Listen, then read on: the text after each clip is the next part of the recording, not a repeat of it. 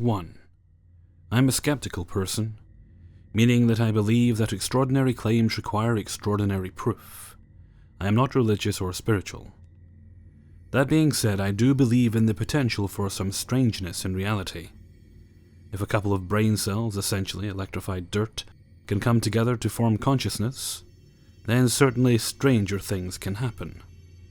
So I recently moved into a new apartment. It's a nice place, recently renovated in a quiet town. A couple weeks ago, things started to happen that bewilder me a bit. The first event, I was lying in bed trying to sleep. I know about hypnagogic hallucinations, and I've experienced them. People calling my name, etc. But I was nowhere near that sweet spot. In fact, I couldn't get tired. I was just laying there staring at the ceiling and reflecting on the day when I felt something brush against my feet at the end of the bed. Looked down and nothing was there. A week later and I'm in the same scenario, in bed, still not tired, just laying there as awake as I am now, sitting here typing this. I felt a tug at the blanket, again near my feet, and again nothing there. The next night, laying in bed, again, and looking at my phone. I put my phone on the nightstand to try and force myself to get tired and go to sleep. The nightstand has a cupboard at the bottom of it that opens with a handle that latches to open and close. The handle opens and the cupboard door swings out. Then I feel something tug on my big toe. At this point, I think if something is there, it's kind of teasing me or pranking me. A few days later, I go downstairs to the living room. I walk a few paces into the room, and my gaming console turns on by itself. The controller, which can turn it on, in addition to just pressing the console power button, is on the coffee table, and nothing else is close to it or on it. I chalk this up to a strange power issue, but in context of everything else, it's bizarre. This last event made me a little more concerned. It happened 2 days ago. My wife went for a walk at dusk. She called me to tell me she'd be coming home soon, but I might have to pick her up with the car if it gets too dark. About 30 minutes go by and I hear her call to me from outside in front of the apartment. She is asking me to open the door, but I can't really hear her, so I call out, "What?" And she repeats it again, but with the same muffled voice. I go to the door and she's nowhere to be found. I call her, and she's still 2 minutes from our home. Weird stuff. I hope you found it interesting. I am curious to see where this goes and if any activity continues or increases. Or maybe I'm losing my mind. 2. From the age of 3 until about 8 or 9, I had an imaginary friend. Except she wasn't imaginary at all. She was a lovely African-American woman by the name of Coco, and she was around early to mid-30s. She wore a blue and white outfit that I think would have resembled an old maid's outfit. My parents were afraid of her because I played with her in my closet, so didn't even ask me much about her to learn more. Something that really annoys me as an adult, that wishes I had more info. Coco was my friend. She was only ever kind and sweet. She played with me and gave me advice. She was in my life for years, but only ever in that one house. About a year before we moved out of that house, I was getting made fun of for being almost 10 with an invisible friend, so I asked Coco to go away. And she did. I mourned her for a while, and then just kind of let it go, but I have never forgotten her face. I would recognize her photo if I saw it now. Some of the strangest parts were that I lived in a house that had been built for my family, so no one had lived or died in the house previously. It was an old farming town though, so I have no idea what was on the land prior to us moving there. Also, being an old farming town in what was then pretty rural Canada, I had never seen a black person in real life at the time I began seeing Coco, so my parents always thought it was strange that I'd invent one as a friend. The first black family moved into town when I was 7 or 8, though of course I may have seen someone on TV. This was the late 80s. One story that really stands out is one night I was fighting with my mom over a new bed I wanted. I claimed I would not sleep in my old bed anymore and pulled all the sheets and blankets off and slept on the floor. But when I woke up, I was tucked into a perfectly made bed. I don't remember if I asked Coco about it or not, but to this day my mom swears that she didn't make that bed. I'd really like to have a solid answer of whether I somehow invented her to deal with some childhood trauma I experienced, or if she was truly just a friendly ghost. But either way, she really did enrich my youth and taught me a lot about life. 3. Okay, so a little backstory. I bought my home for my 22nd birthday present to myself, with my then fiancé, now husband, in October 2015. The previous owners were an elderly couple. The husband died 2 weeks into our contract, about 4 weeks before we closed on the house. Shortly after we had moved in, I was getting ready for work in the evening. Our 2 cats were in my bedroom with me. No one else was in the house, and all doors were locked and bolted downstairs. I very clearly heard someone open my front door. We had changed the locks as soon as we moved in. Only myself and my husband had keys. And I heard what sounded like an adult's footsteps walk around downstairs, opening and closing the doors to the closets, bathrooms, addition on the house, etc. Whoever or whatever was there seemed to be familiar with the layout of my house.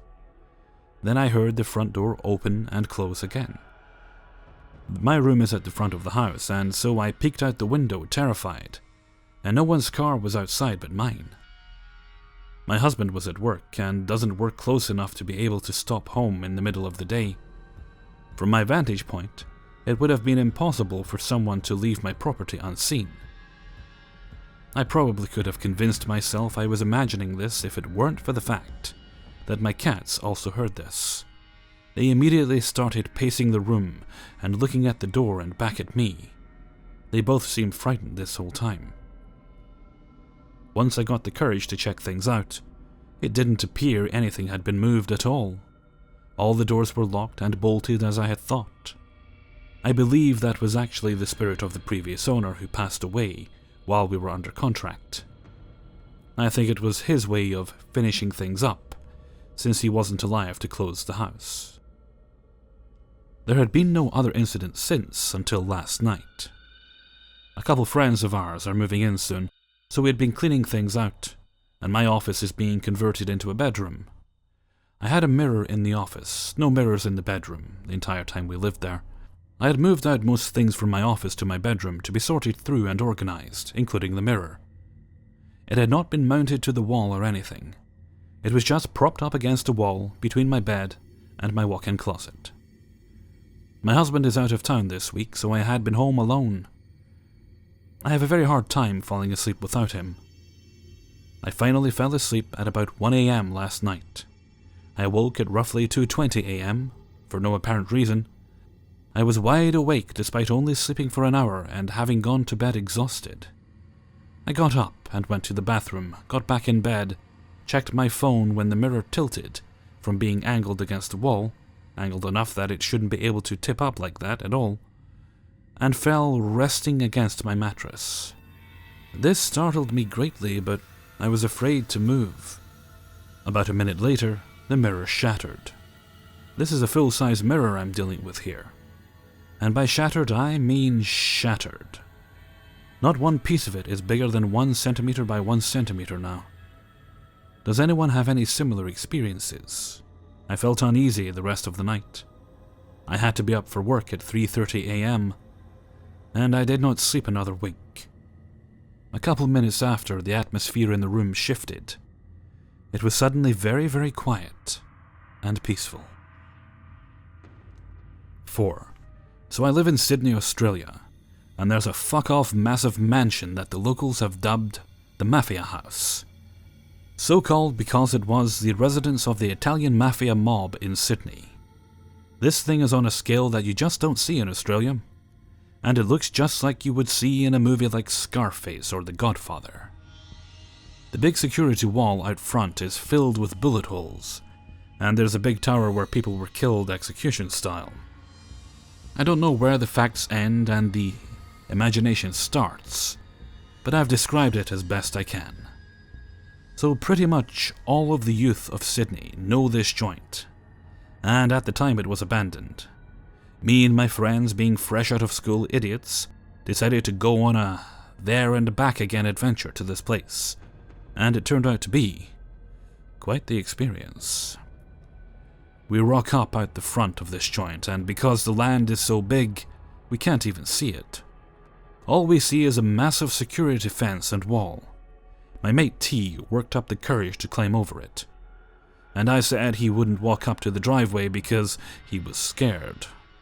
He was not scared. He just keeps walking and walking until we don't see him anymore, and from the darkness he encourages us to follow. We climb the fence and try to catch up along this really rich-looking driveway, with the trees running down the sides of it like rich people have.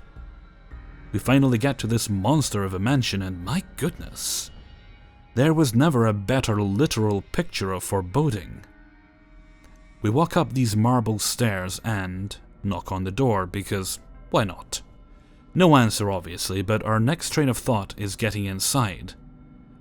The way this thing was built was that you could only open the doors from the inside. There's no handles at all, and no grooves to get a hold of. Option A. Going out of the figurative window, we explore around the back. When we come around the side, there's this massive pool that was empty, and it went quite a bit under the house. There's windows that were kinda tinted, and we look inside, and all we see are furniture covered in plastic that old people have, with a thick layer of dust. We get around to the back door, which wasn't as fancy looking, but we still see no plan B. So one of us calls our mate that was waiting out the front in the car, making out with his girlfriend. And he answers, but there's nothing but static. We try again and again, and on other phones, but it's the same thing. Weird. We're just about to call it quits when we see this sort of little trap door that goes under the house. I had a light bulb moment, and say that maybe we can find a way in from there.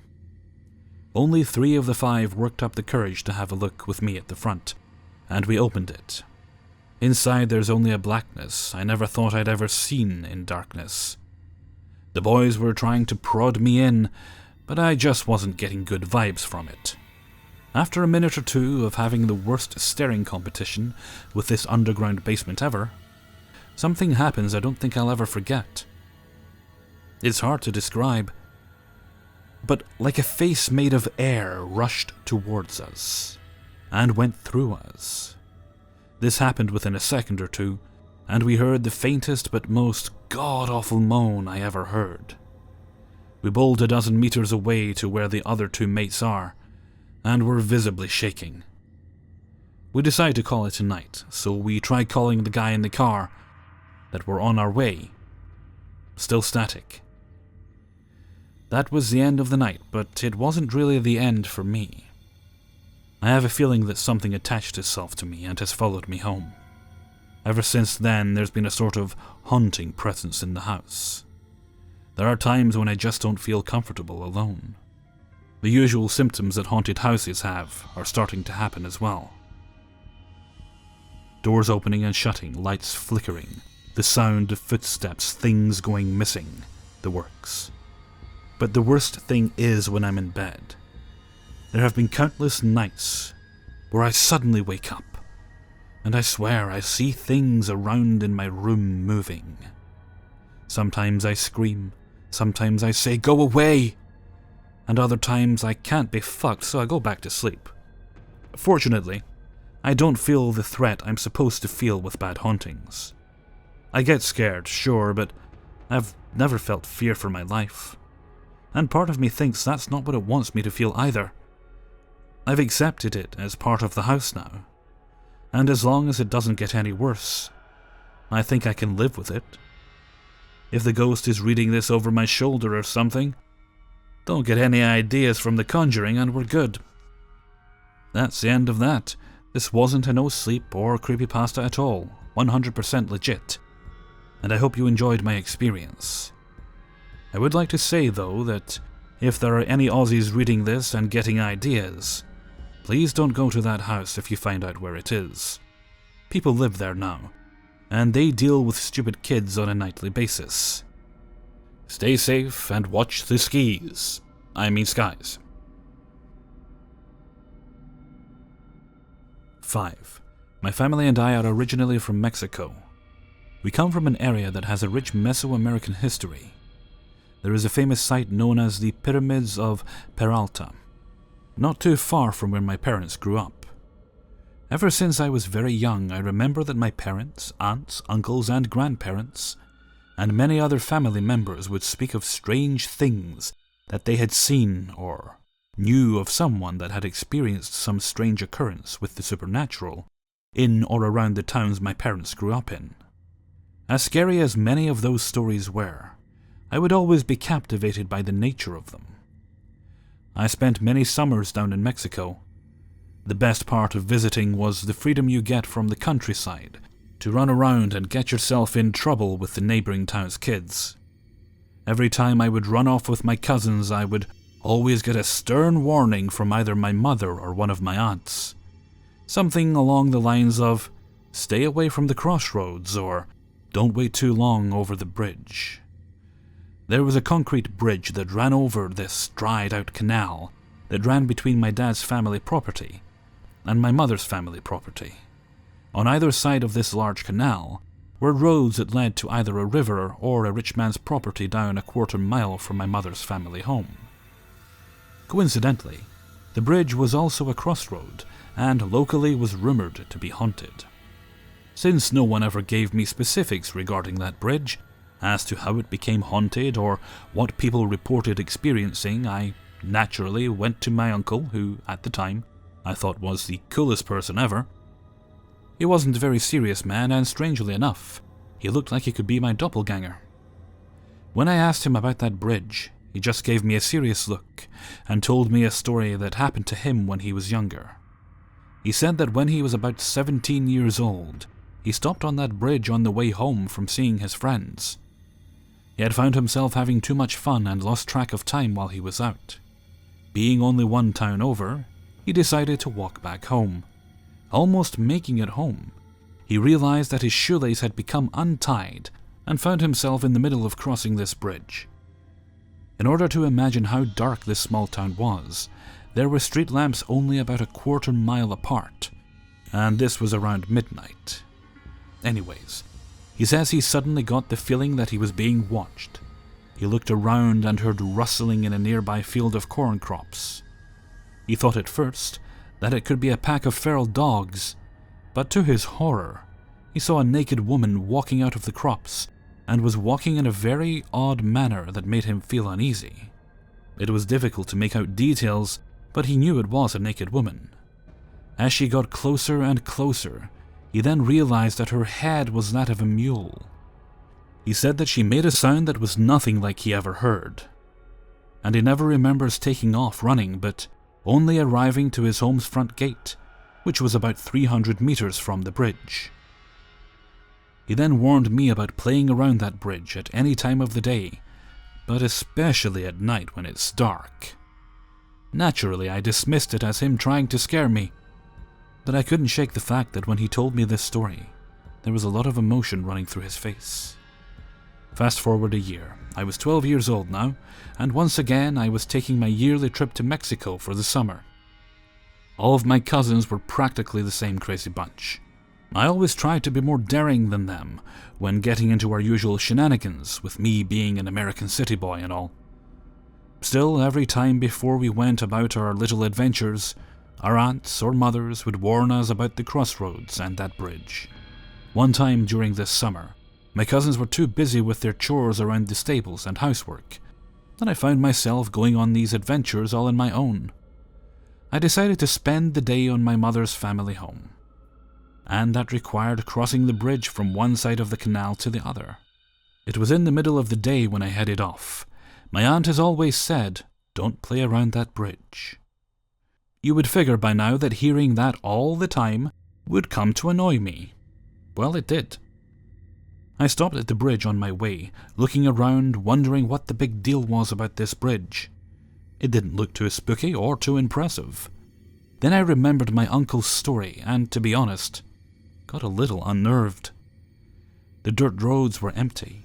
No one was out of their homes, and I found myself feeling quite alone standing there. That's when I saw it. On my mother's family side of the road, about 200 meters from where I was standing, was this huge black dog walking towards me. The damn thing was massive. When I say massive, I don't mean Great Dane massive. I mean this monster was the size of a donkey. It had its head down and looked as if it was sniffing or looking for something. The closer it came, the more strange looking it became. By the time it was about 50 meters from me, I could make out details.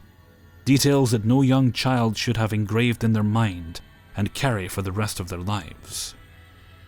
Its eyes were non-existent, empty sockets, as if someone had gouged them out. The lower eyelids were droopy and blood red. Its hair was black and matted. There was what looked like massive wounds on it, with chunks of flesh hanging off its body.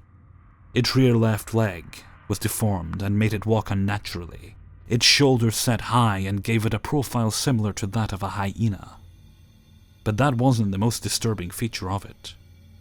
Its face was not that of a dog. Its face was very human-like in appearance. It had a very short snout, with human-like lips, and a human-like nose, only its skin was like that of a dog's nose. It had a hairline around its face to where its face was hairless. And, at its forehead, the hairline made a widow's peak. I was much braver at the age of 12 than I am now, even after a combat tour in Iraq as a grown man. I wish I had the courage I once had as a child. I reached for my pocket knife, thinking it was coming my way, knowing my pocket knife wasn't much, but I figured running wouldn't be much help either. Then, right before it got to the bridge, the damn thing ran down the canal and under the bridge. I ran to the other side of the bridge to get a look at it, when it came across to the other side, and nothing. It didn't come out the other end. For whatever reason, I decided to go under the bridge. To my amazement, there was nothing there. Perplexed, I walked under and around the bridge looking for an explanation as to where this donkey-sized dog had gone. I ran back to my father's family home and let my aunt know what I had just seen. She turned as white as a ghost. My aunt began to warn me again about that bridge and gave me that whole "I told you so" speech. I have heard stories from Native Americans, and to my amazement, they have also described similar animals, only they call them skinwalkers. There are many tales of horrible things like mine and my uncle's around these towns, and to be honest, I don't know what to make of them. I do know that those lands are riddled with tales of suffering and massacres that occurred when the Spanish arrived. These lands have negative energies that have lingered there like ripples through time. My mother witnessed her cousin's possession down in those towns, which ultimately took her life. In this case, many ancient Mesoamerican artifacts were found buried in the foundation of my mother's cousin's home. But that's a story for another day. Hey everybody, Hellfreezer here, and thank you very much for listening to 5 True Paranormal Stories, episode 66. Thank you very much to everybody who allowed me to use their stories in this video. Well, I'm not sure if you're lucky or if I let you down, but story number 4 there, I was trying so hard through recording it, just because of the way some of the dialogue is written, is not to do an Australian accent. It was just so tempting. Oh. But for a whole story, that might have been bad. That's one accent I actually do struggle with a little bit. I can do some others fairly well, but the Australian ones, I tend to sound like a stereotype when I try it. Might. Yes, upon reflection, I think I made the right call. Although that was a fun story. I'm going to see if I can...